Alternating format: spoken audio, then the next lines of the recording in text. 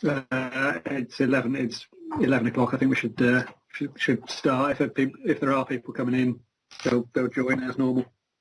Okay. Well, welcome to this meeting of the Transport for the North Scrutiny Committee. I'd just like to start with some meeting etiquette, which is if you could be on mute.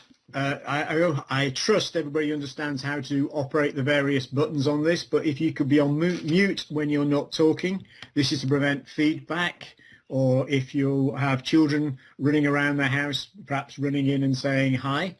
Not that I object to that, but it just distracts from what's going on.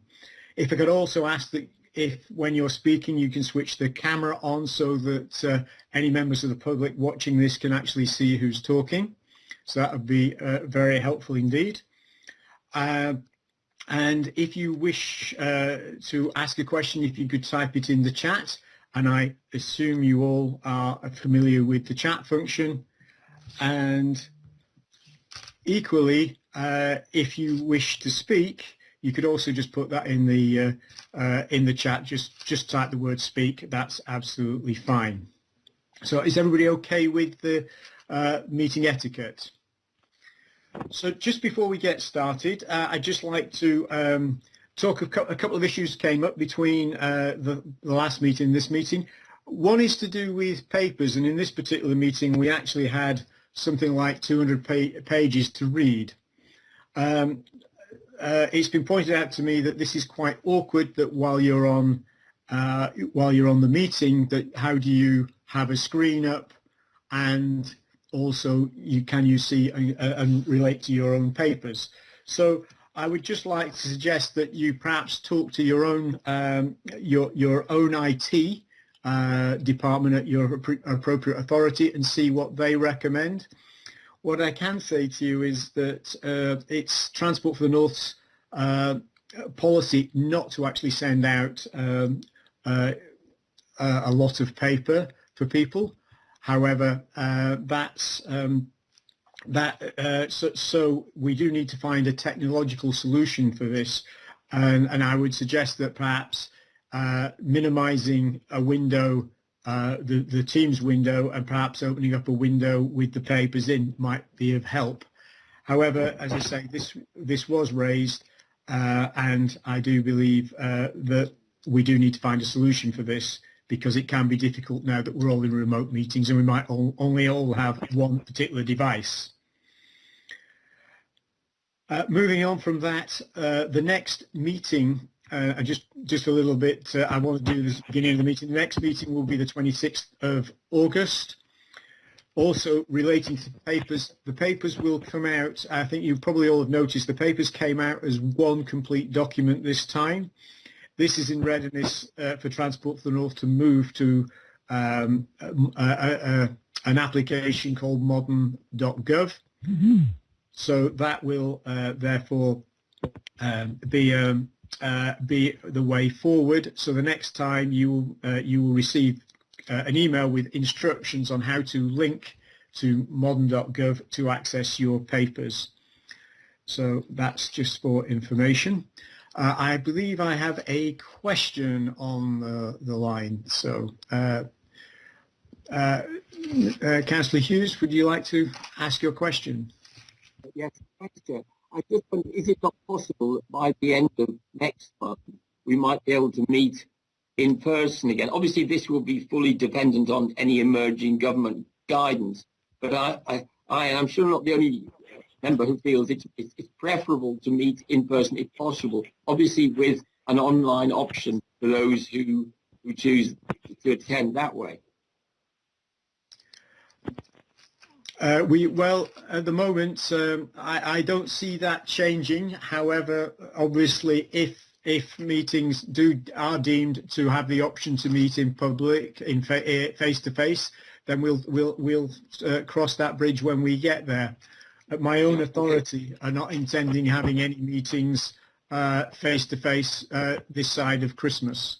But I take that under advisement from from the rest of the legal team at Transport for the North, and they will no doubt advise.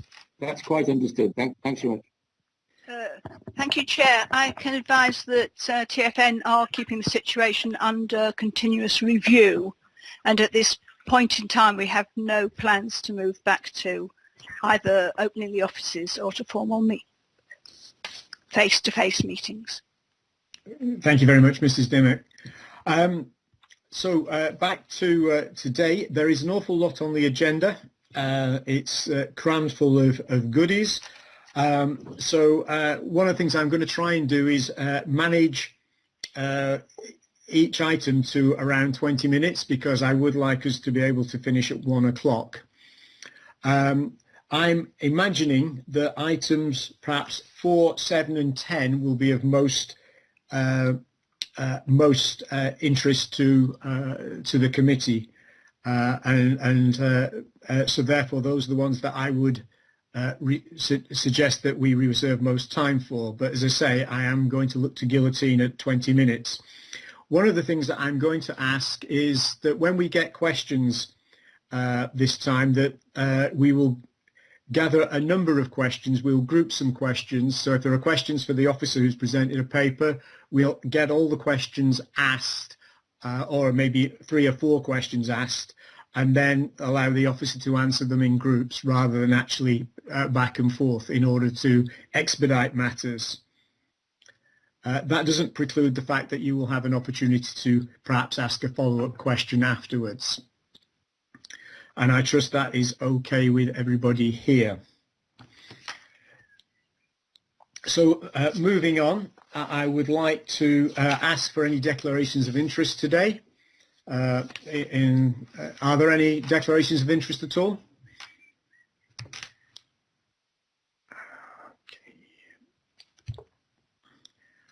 Okay. I'm taking that as a no, so if you could note that, Gary.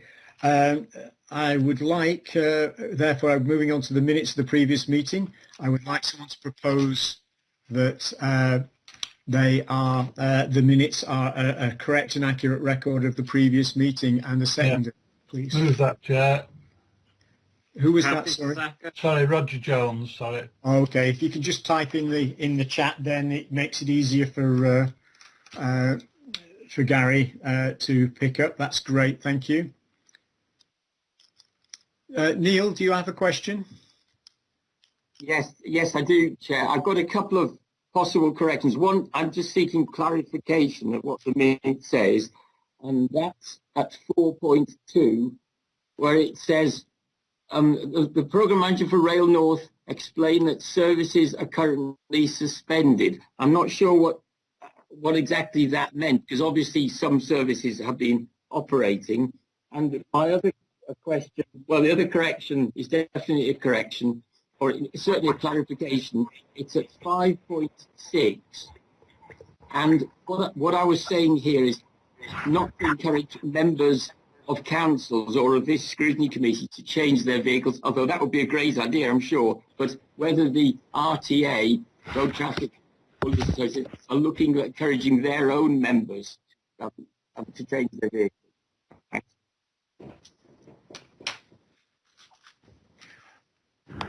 Okay, Gary, have you picked those particular clarifications up? Yeah, they've been noted. Okay. With the with those clarifications included, are the minutes still moved and approved and seconded? And then I therefore would ask anybody. I would ask that we do this the other way around. Does anybody object to the minutes? And if they do, could they put that in the chat, and then we can pick it up that way around, and therefore we'll take that as a positive of approving them. Okay, thank you. That's the minutes approved. Okay, so the next item is the annual governance statement, which is going to be presented by Mrs. Dimmock. What I would just like to make 2 comments about this particular item. The first is that it has already been approved by our audit and governance function. And also one other comment I'd like to just pick up on is sometimes we sit in committees and we don't always know whether we make a difference. And if you look under B, ensuring openness and comprehensive stakeholder engagement, you will probably all have noticed that during 2019-20, Transport for the North reviewed its membership of its partnership board and agreed to widen its membership to include representatives of Northern and Regional TUC, of groups representing environmental interest groups, people with disabilities and travelling public, to enable these additional voices to be heard. So I just wanted to mention that. So over to you, Mrs. Dimmock. Thank you. Thank you, Chair. Yes. The annual governance statement is the report of a review that Transport for the North is required to carry out annually into its own internal systems of control to ensure that TfN delivers value for money in the expenditure of public money.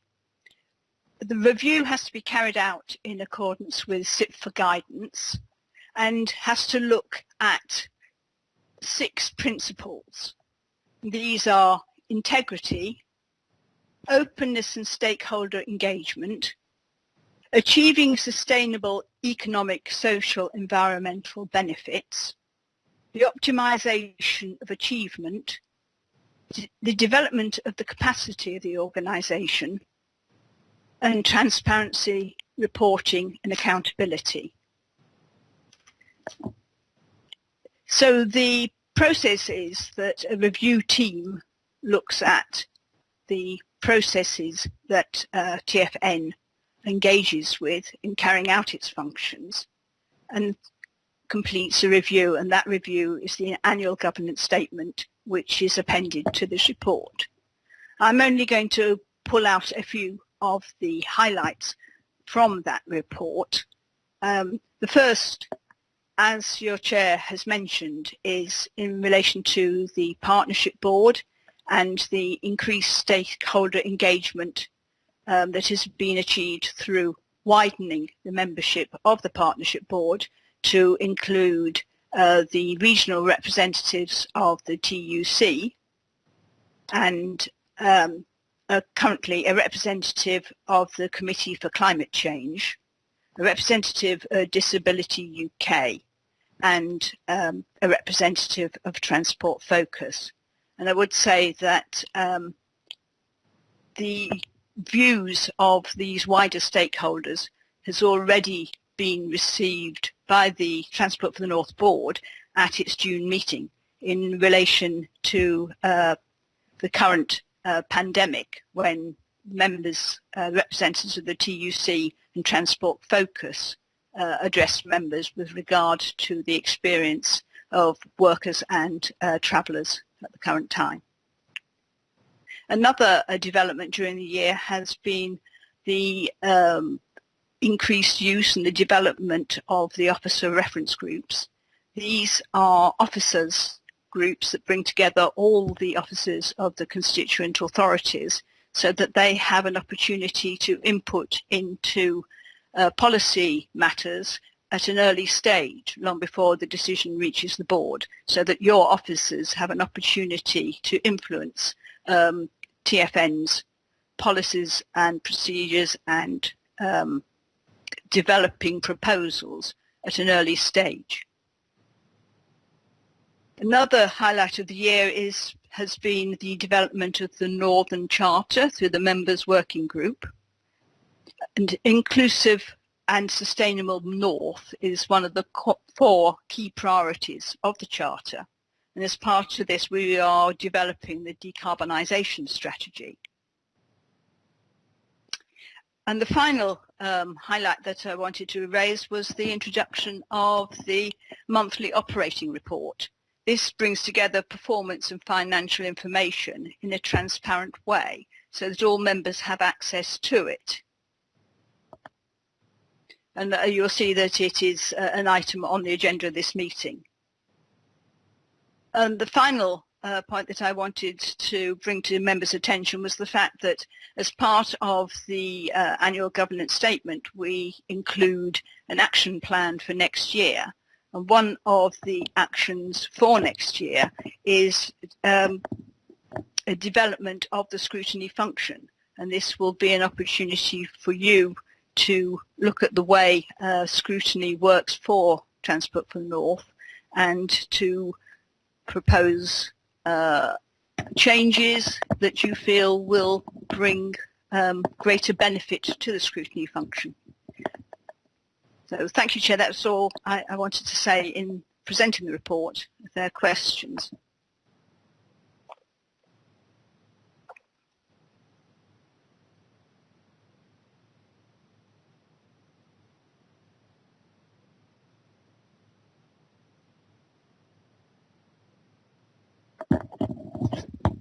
Apologies, I was on mute. Thank you. I was concerned.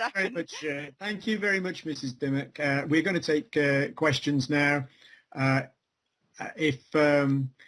will invite Councillor Hughes while I just read the chat. Thank you. Thanks, Chair. Yeah, thanks for the report. My only question at the moment is on page 21 of the agenda. So it's part of paragraph 2.3, and I simply wanted to ask, and anybody appropriate should respond here really, at what point will Transport for the North be considering what actions may be necessary beyond 2050? That's 2050. I recognise that's some years ahead, but clearly we have a rolling programme of action, and I'd be interested to know officers' views on when that decision is likely to be taken. Thanks.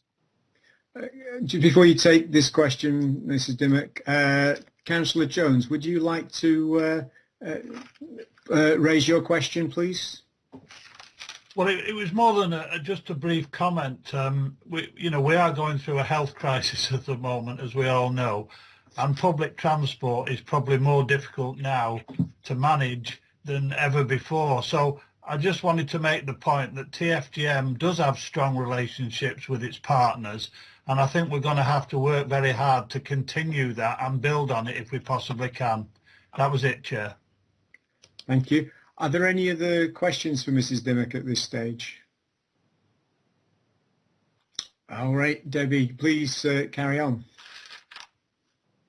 Well, clearly our current strategy is up to 2050.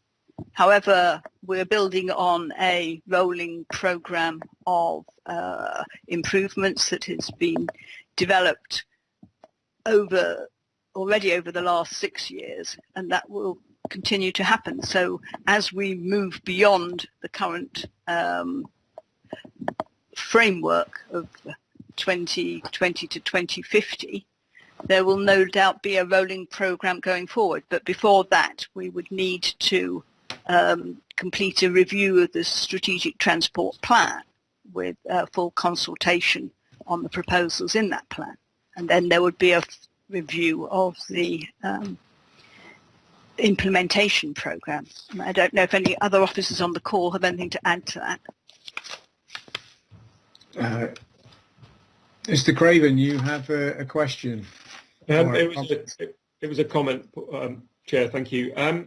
It was just to build on what Debbie had said. Really, the strategic transport plan will be the planning for the next cycle of the strategic transport plan will be part of the business planning process that kicks off in September.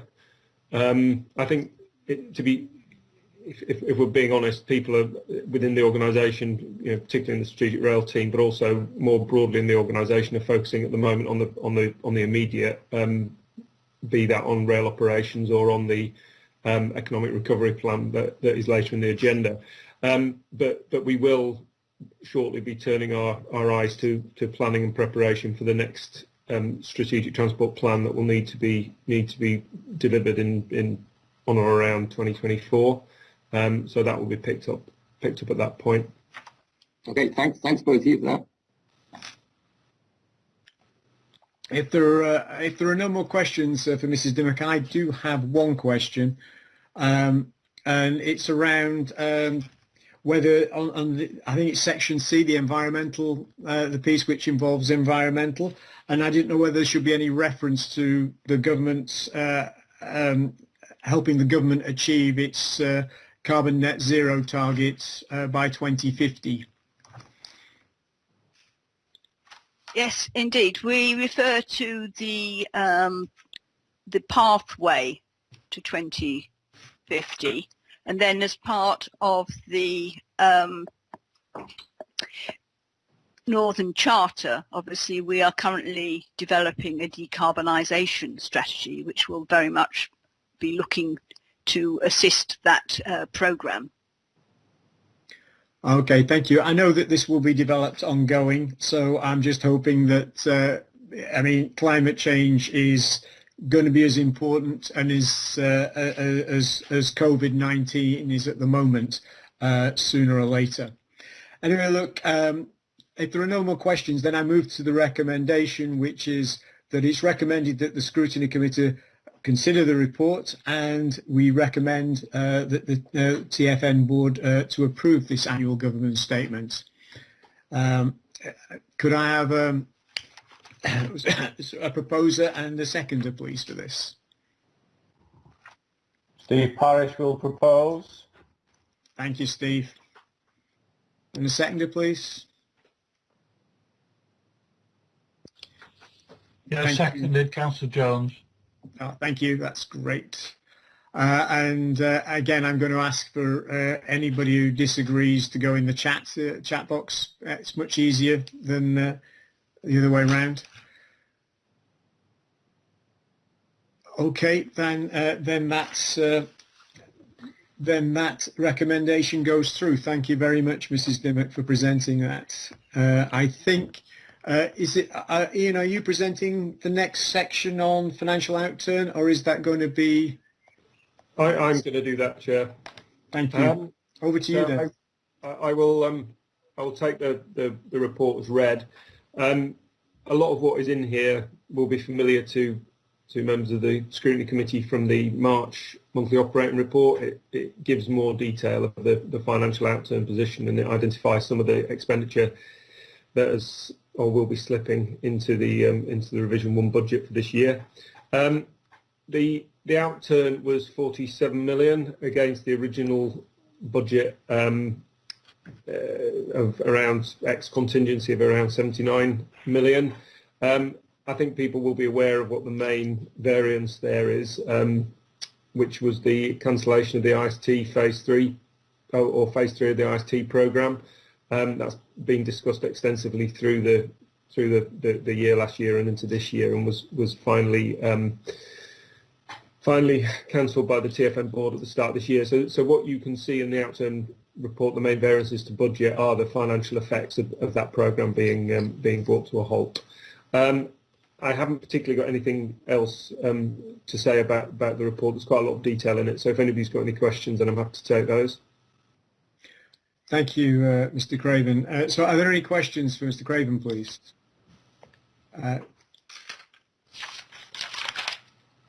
Councillor Hughes, please. Is ITSO, is that the integrated ticketing scheme? I'm looking at the bottom of page 34. And let me find the... No, ITSO on rail. ITSO is a particular type of card, as I understand it. The phase 1 was this smart season tickets, and the part of the scheme that has fallen behind in terms of the delivery programme involved putting platform validators in so that people could tap in and out. Obviously, I think there were two. There were two issues with that. One was that there were some delays in contracting within some of the TOCs because there was a lot of other things going on within the TOCs that people will be aware of. But the secondary issue has been that equipment a lot of it was due to come from China, which was delayed at the back end of last year and the start of this year because of the COVID-19 pandemic. And whilst I understand that a lot of that equipment has now arrived, actually getting into railway stations to install that equipment in the current restrictions has been quite difficult. So that delayed a whole lot of expenditure that was intended to take place in Q4 of last financial year, and we're now forecasting that phase one of the programme will be completed by December this year. Okay, thanks very much. Oops. Oh. Are there any more questions on this particular item? Sorry, Paul, I was having a problem with the mute button there, but I think I'm audible now. Just want to say thanks to Ian for that explanation, and also thanks to the officers who have included explanations of acronyms at various points in their reports. I did flag up this as an issue last time. Grateful for those who have, but there are still some instances where we're left with an unexplained acronym. So if maybe you could just flag that up through your chairmanship as an item does need to be addressed. Thanks very much. Thank you, Gary. If you could just put a note in the minutes mentioning Councillor Hughes's challenge. Thank you. Thanks very much. Councillor Davison, welcome. Thank you, Chair. Just a question really. I noticed a term I'm familiar with, which is vacancy management as a means of controlling budget spend. I just wondered what that vacancy management consisted of and whether it was actually necessary given that we've underspent by a considerable amount. So it's just what areas that we haven't either filled vacancies or recruited into. Where specifically, Councillor Davison, just so I can see the specific point in the paper. Do you have I think you're on mute. Apologies for that. I'm switching screens, as I think it's been pointed out. I'm closing windows and opening up ones behind to read. So let me just see if I can. It isn't the easiest thing to do. I think that's. I will say it's quite possible to do it, but it does. Let me see if I can find out now because I've skipped past it, to be honest with you. Exactly. Well, can't find quickly. I don't want to waste time scrolling through again. I think I'd say two things. One is that I think if there is any vacancy management going on, it's probably in areas where we are uncertain as to future funding. But I think most of the underspends that we're seeing, the operational underspends, are due to vacancies, but not necessarily vacancies that we are, that are for any other reason that we've not been able to fill posts. And obviously the COVID-19 situation is into this year is making that post filling more difficult. I think the other point about underspends is that I think it's just important to bear in mind the ring fencing that we have and the fact that it's perfectly possible, and in fact it is the case, that TfN can come under pressure in one budget area, be underspending in another, and have no ability to transfer funds between those two points because of the way that we receive funding from the department. But I'll have a look and see if I can. I'll have a look in the report, see if I can find it, John, and I'll get in touch if I think there's a specific issue. Yeah, Ian, thank you very much. On page 33 of the members' pack that was sent out, it's item 2.9 in your report. Ah, cool. Okay. Thank you for that, Paul. I've been scrolling up and down. It's when it's all in one huge document, it's tough. Yeah. I searched for vacancy. Yeah. No, I've found it now. I will get back. I think that's more vacancies than vacancy management, but I'll have a look at that and share that with you. Okay, thanks. Yeah, it's just a term that certainly in council speak we understand as a handy method of controlling budgets. Yeah, well, I don't think that if that is going on, it's not widespread. Okay, thank you. Are there any other questions for Mr. Craven at this time? If there are not, then we are asked just to note this report and in particular the carry forwards of resource that are being made for so that the July board actually get this information in the revision budget forecast. So thank you very much. I'd now like to move to the monthly operating report. Mr. Craven, who is presenting this for you? You again. It should be David. It should be David Hughes, who's now responsible for the report. I was responsible for the report whilst we didn't have a programme director. Is David with us?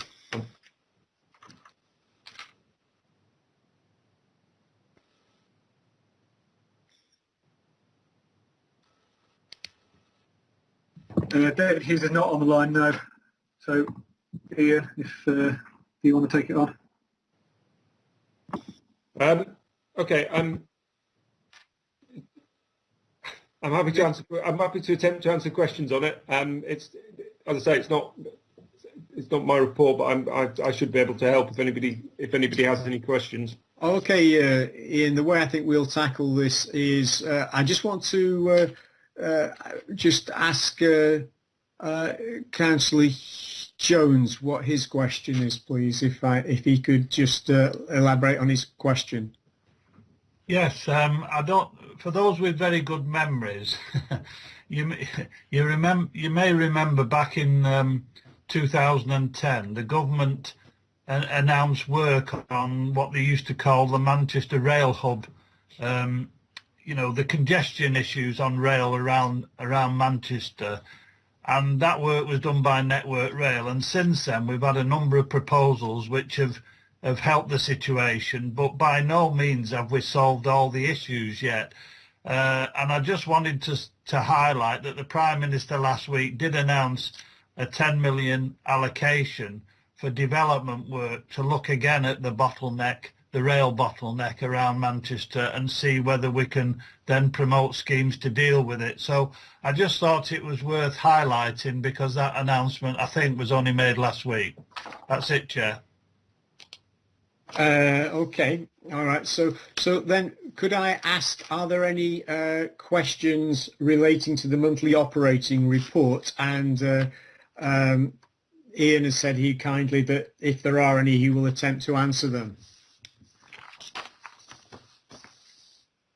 Okay. Councillor Hughes has posted. So Councillor Hughes. Chair. Yeah, Councillor Hughes, if you would like to put your questions forward, let's see how we get on. Thanks, Chair. Looking first at page 52, and it's I think it's the fourth paragraph there under Northern Powerhouse Rail, and it's a question of what is the network and phasing strategy. So I'll put all my questions in one go. Yeah. Yes, please. Yes, I'll continue. Page 58. Page 58. The government, I think, or somebody in the government recently suggested that HS2 eastern leg may be deleted and the connections to Leeds may be envisaged to be reached via Manchester, a tunnel through Manchester. I recognise this is merely speculation, hypothesis at this point. But I wondered if that's the case, what effect this will like to have on the Transpennine tunnels. Yeah. Besides that, the second question. Third question is on page 61.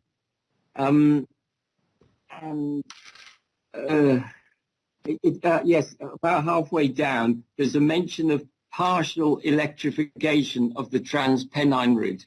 And I'm not clear about that. I recognise there was the possibility of only partial electrification of the entire, if you like, Liverpool to Newcastle, Liverpool to Hull. But I imagined the entire Transpennine route would be electrified. So if I'm wrong on that, please could we be informed? And I've got a final question. At the bottom of page 62, and it's a question of whether Scrutiny will get a full report on the issues raised in the last bullet point there on page 62. Thanks. Thank you. Okay. Is it worth a couple of those? At least a couple of those are for NPR, and fortunately Tim Wood, the NPR director, is on. So that may be worth Tim picking some of those up. And I think I saw Peter Molyneux is on as well, which is probably worth getting Peter's views on your question with regard to the Transpennine Tunnel. Tim, do you want to go first? Yeah, absolutely. Councillor Hughes, in response, so the network phasing strategy, we are going to be putting forward 4 strategies to actually build Northern Powerhouse Rail out with a preferred strategy as a recommendation from Transport for the North. That will be our paper going forward in September, and of course we will be bringing that through scrutiny before it goes to our TfN board. So that is, how do you actually build NPR? And a lot of it's driven around the consenting procedure. So for the new lines between Liverpool, Manchester and Leeds, you'll need a hybrid bill, which will take time. Whereas if you carry on the route that TRU, Transpennine Upgrade, are building from Leeds out to Hull, then you actually have an opportunity there of a consenting procedure that is far easier. So a Transport and Works Act would be required for that route, apart from a piece coming into Leeds, which would need a thing called a DCO, a Development Consent Order. So that's what we're putting forward as a paper, because we need to articulate how you would build NPR as an overall network. In terms of the eastern leg, all I have heard from both the Minister, Andrew Stevenson, MP, and also my colleagues in the department, is that the eastern leg is definitely going ahead. So the whole Y is being built, with the western leg going first. So a hybrid bill being developed for the western leg, and then the eastern leg. And just to be really clear on that, we need around 80 kilometres of high-speed 2 infrastructure to complete Northern Powerhouse Rail. So if they weren't completing it, we would need to build that. But my understanding is that it is all still going ahead. Okay. In terms of partial electrification, so what is happening there is a further option now being discussed on Transpennine Upgrade, which will allow for full electrification of that route. On NPR, we will be looking to carry on that electrification from east of Hull Station out to Hull. And in terms of the other side of the equation, when you arrive in Manchester, it'll be electrified to Manchester, to the Transpennine route. For us, our new line out to Liverpool would be fully electrified. So you'd go full electric from Liverpool all the way to Hull. You'd go full electric from Liverpool all the way, via Leeds of course, to Newcastle. And we are looking to also develop the electrification piece between Manchester and Sheffield as well. I think there's only one partial area where electrification is a question mark on the Hull to Sheffield route. There is partial electrification on that, but the rest of the network is going to be fully electrified on NPR. So we want to carry on and build on what Transpennine Upgrade will actually build originally. So they'll be the first stepping stone. We will be coming along after that to build out the rest of the network. It gives operational resilience. It gives extra pulling power, of course, in terms of running electrics. And the main thing is it's all about a decarbonisation agenda. So that's a really important piece that we'll be bringing out in our strategic outline case as well. Yeah, thanks for that, Tim. And I hope you'll keep TfN Board and Scrutiny Committee fully updated on any variations to that programme. Yeah, absolutely. I think the point number 4, unfortunately I haven't got that report in front of me, but there was a question you asked on page 62. I can pick up on that, Tim. That report, there is a meeting of the Rail North Committee on the 14th of July, and that report is going to Rail North Committee on the 14th of July. There was also a question asked in relation to the Corporate Risk Register at the Audit and Governance Committee in June, and there is a presentation being made that covers part of what is in that report to the Audit and Governance Committee on the 16th. I see no reason, although I would need to speak to the Strategic Rail Director, but I don't see any reason why that report couldn't be shared with this committee. Thanks very much, Ian. Okay, I thought I had a question from Councillor Salter. Did you want to ask a question? Well, thank you, Chairman. It was just to say very briefly at page 62, one of the risks identified being the Transpennine route upgrade. I mean, it has just been mentioned, but just whether we could have a little more information on that, really. Okay, I'm going to ask Councillor Davison if he could put his question in before I ask for the associated people here to provide answers. So, Councillor Davison, please. Thank you, Chair.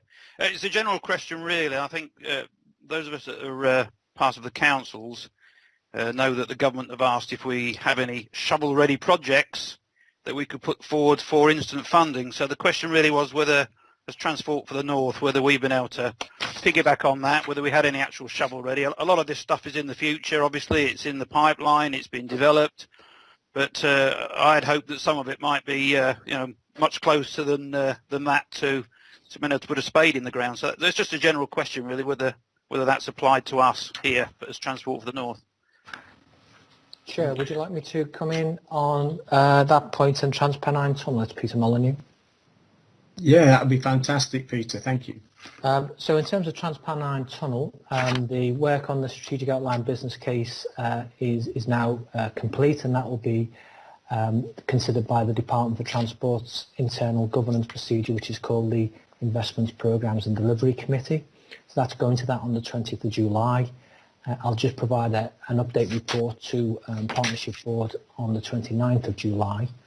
What happens is that goes before the committee, they consider, and then we have to wait for a ministerial decision on that. So it'll probably be towards the end of the year that we get an update on that, but the work has been very productive. In terms of how it relates to the tunnel for HS2, we see from the work that we've done is that we're looking at two different travel markets. So HS2 NPR is about how we facilitate sort of city centre to city centre or town centre to town centre journeys.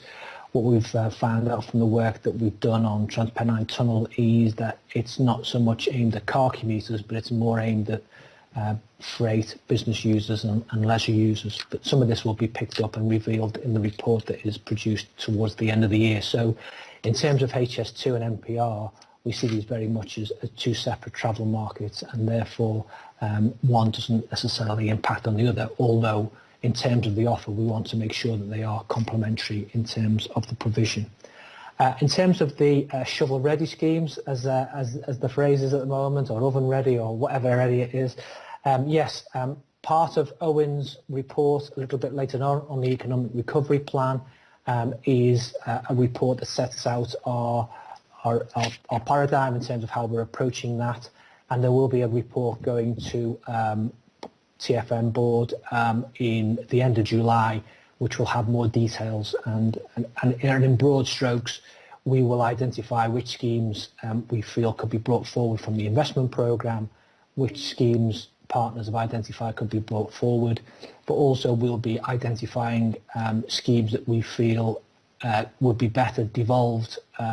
We'll support greater devolution to the local transport authorities or highway authorities to deliver those schemes which could be delivered, because we're aware from the Secretary of State's response that there are separate conversations going on with each of our partners. So it is all being joined up, just to reassure the councillors on this call. But what we don't want to do is sort of step on each other's toes. So we will be looking at the sort of pan-northern travel investments, but we'll also make sure that we are supporting the bids by partners for local investments, including active travel, etc. Thank you very much, Peter. That's excellent news. Are there any other questions relating to this particular item at all? I think, Chair, Councillor Salter's question regarding the risks on Transpennine route upgrade, I think it would probably be best to get somebody from the strategic rail team to give a more detailed, if you want a more detailed answer than what is in the report, it would be best to get somebody who's closer to it to give that. So we'll take an action to there's no, as far as I'm aware, there's nobody from the strategic rail team on this call at the moment, so we will take an action to get that resolved. Okay, Gareth, you minute that, and then and Ian can take that action away. I really appreciate that, Ian. Thank you very much. If we now move on to the economic recovery plan, I believe this will be. Is this Owen? Are you presenting to us today, Owen? I am, yes. Chair, thank you, and good morning to everyone. And thanks to Peter for giving me an introduction. So we took a report to TfN Board on the 11th of June, setting out a proposal to develop an economic recovery plan, and also setting out our plans to write to the Secretary of State. So we had approval from the board to move forward with developing the plan, and wrote to Secretary of State Grant Shapps in early June. To date, we've just received a holding reply to that letter. And we will be sharing that letter through the board, which meets on the 29th of July. So our sort of timetable is to go back to TfN Board on the 29th of July with our proposed economic recovery plan, and to then submit that to government shortly afterwards. So I'll take the report itself as read. I have provided a few slides, which James is going to kindly sort of drive on the screen, so I can see they've come up. As well as, I think, some key points to make. We've been working very closely with your officers across the north, as we've done previously on things like the strategic development corridors.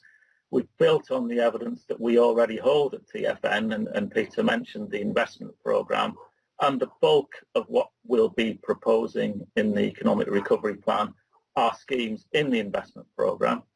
And we've also, as well as been looking at the transport impacts of the pandemic, which have clearly been profound in terms of reduced travel overall, and then as things start to when we come out of the lockdown, we've still got massive reductions in public transport use. We've also been looking at the economic impacts on different sectors of the economy. And the north, you won't be surprised, is in terms of the sectors that are particularly badly hit: hospitality sector, and kind of leisure and recreation sectors. Other sectors such as manufacturing, kind of positively have continued to be so 90% operational. And of course, for sectors like that, they need to travel to work. Generally, can't work remotely like ourselves. So in terms of remote working, the North actually has less remote working than the whole of the UK. So once we come out of COVID-19, even if we still get a large amount of remote working, there'll still be significant parts of the northern economy that need to travel on our networks, be that highway, rail, and sort of local networks. So in terms of the if we just move on to the next slide, thanks, James. In terms of the principles of the economic recovery plan, we put these in our letter to Grant Shapps. We're very kind of aware of the fact that we need to think about recovery of the economy and of the transport network, and that the plan needs to reflect that the need to have measures that will support that recovery.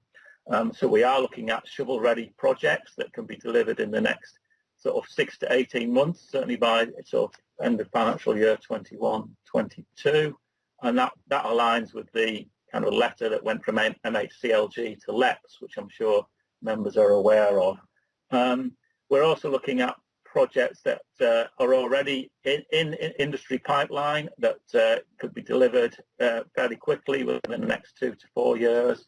And from what we've looked at with our partners, they're in the region of sort of £600 to £700 million worth of investment in that bracket that could come forward very, very quickly. For Councillor Haslam, he'll be aware of Catskill. You've been waiting on a decision on that for many months. We'll be promoting that as a scheme. but there are also schemes on the rail network that are being progressed in Tees Valley, for example, at Middlesbrough and Darlington, that we need to see delivered quickly.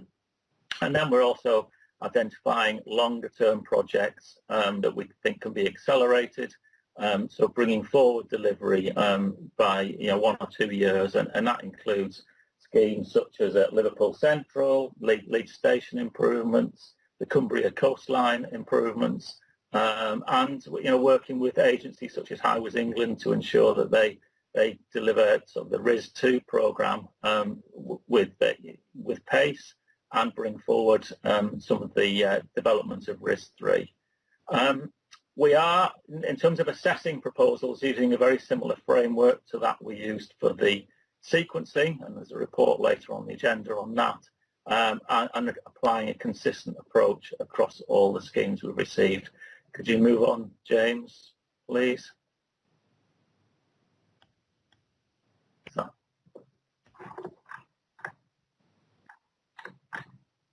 It hasn't moved on. Oh, it has now. So we will develop a narrative that will go with the report. I'll not go into this in detail, but as I said, it's about recovery and rebuilding the economy, also with the eye on the long-term transformation.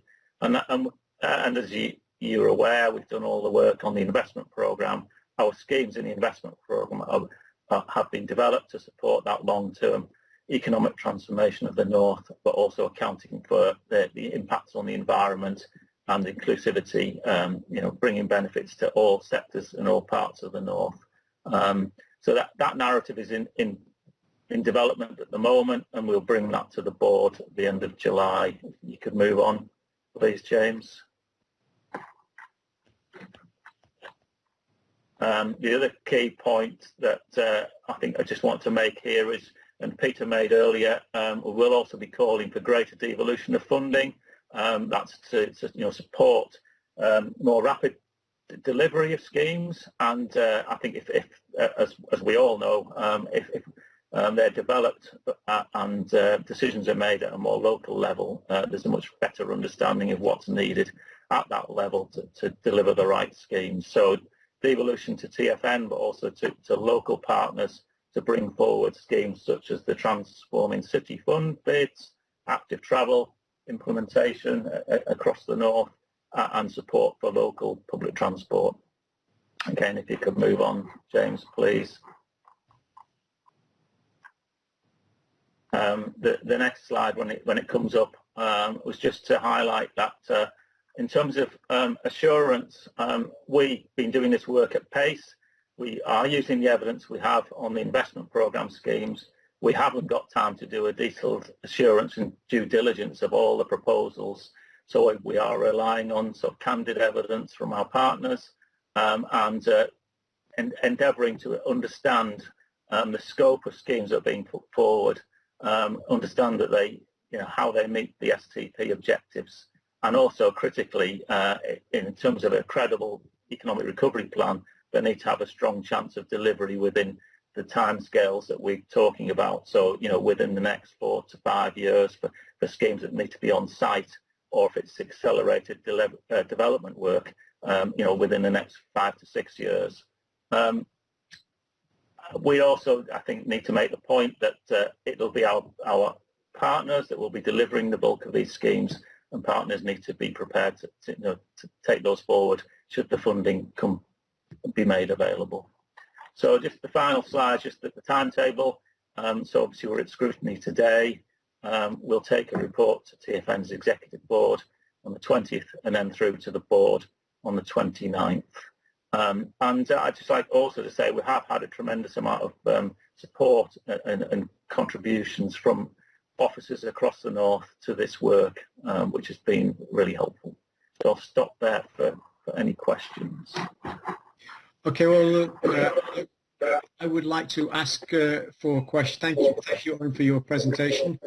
We are asked to, as a scrutiny committee, to comment on the approach to developing this economic recovery plan. So I imagine the questions will be a combination of clarification and maybe some comments as to how it might how the process could be changed.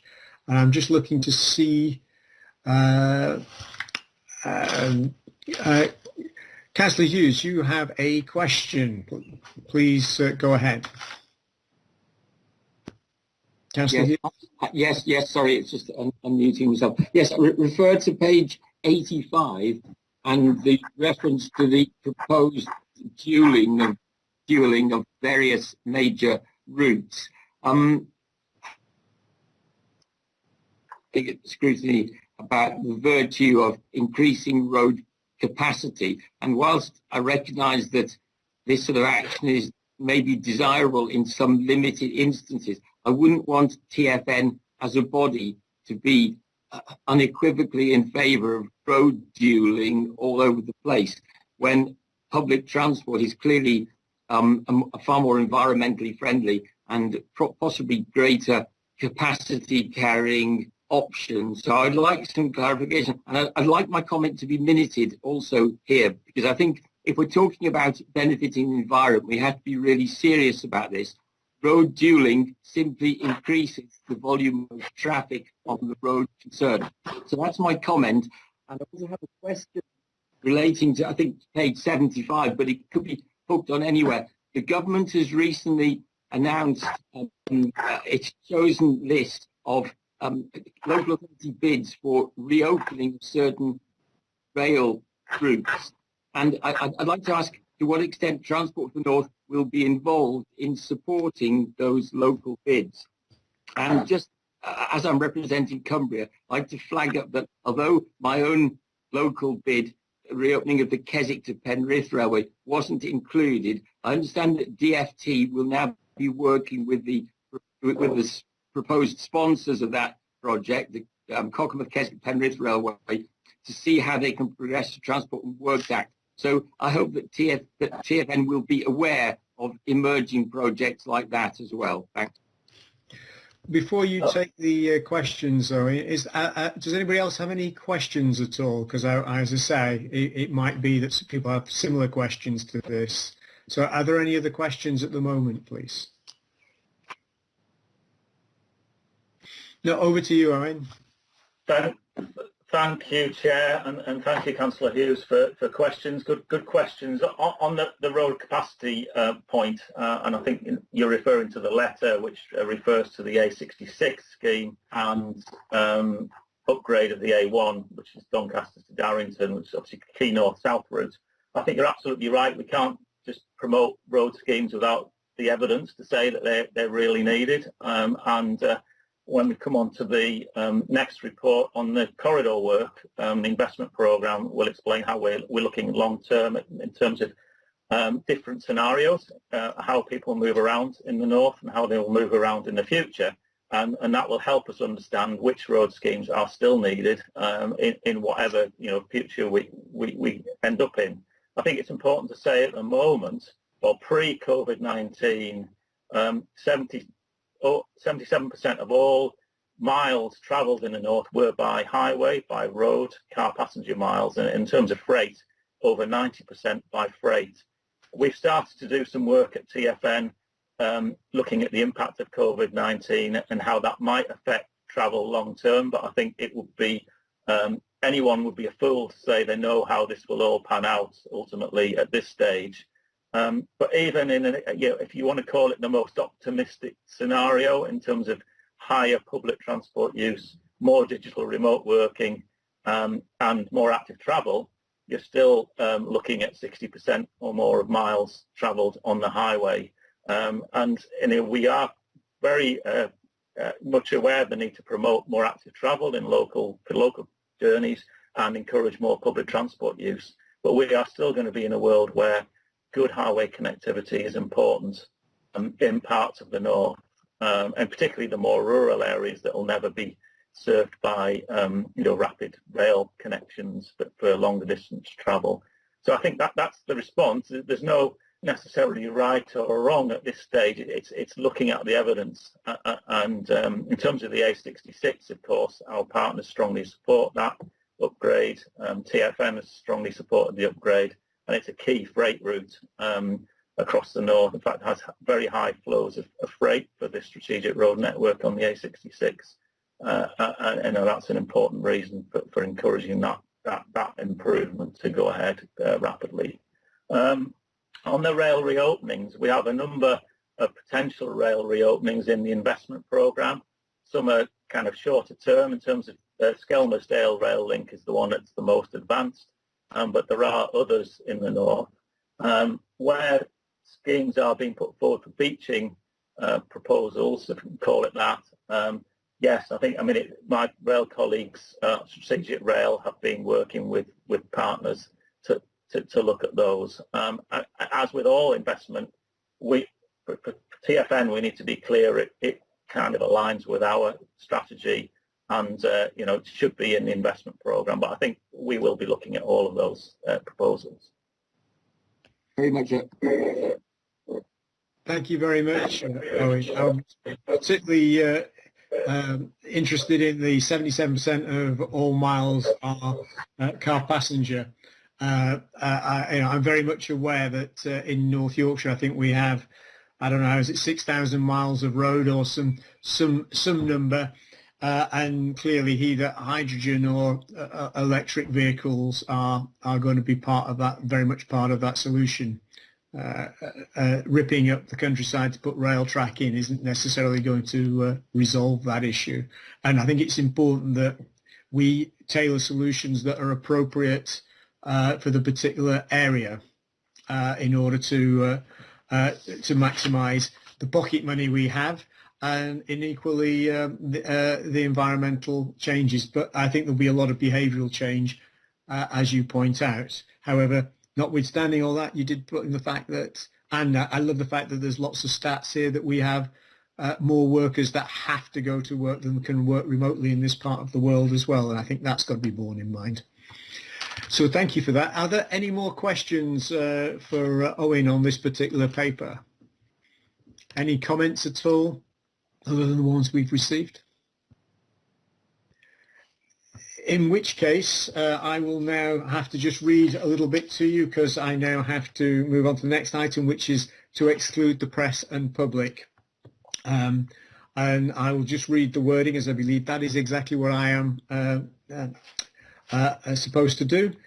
To resolve that the public be excluded from the meeting during consideration of items 11 and 12 on the grounds that 1. It is likely, in view of the nature of the business to be transacted or the nature of the proceedings, that if members of the public were present during such items, confidential information as defined by S100A brackets 2 of the Local Government Act 1972 as amended would be disclosed to them in breach of an obligation of confidence, and or 2, they involve the likely disclosure of exempt information as set out in paragraphs where necessary as listed below of Schedule 12A of the Local Government Act 1972, surprisingly as amended, and that the public interest in maintaining the exemption outweighs the public interest in disclosing the information. So James and Gary, I would like for you to now switch off